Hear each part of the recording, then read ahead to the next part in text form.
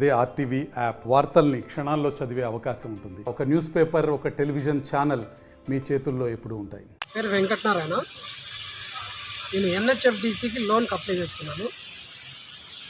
6 నెలలు అయింది. ఇప్పటికి శాంక్షన్ అయిపోయింది. 28 లక్షలు వారంలో ఇచ్చేస్తామని చెప్పి రోజు ఇక్కడికి రావడం మళ్ళీ పోవడం జరిగింది గత ప్రభుత్వంలో.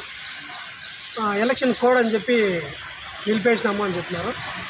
ఎలక్షన్ కోడ్ అయిపోయి కూడా ఇప్పటికి కూడా మాకు ఇంటర్వ్యూకి పిలిచడం లేదు, మన సిటీకి కూడా చెప్పడం లేదు. ఇంకా ఎలక్షన్ కోడ్ అంటూనే ఉన్నారు. ఇప్పుడు జాయింట్ కలెక్టర్ని కలిసిన దానికి ఆయన చేస్తామని హామీ ఇవ్వడం జరిగింది.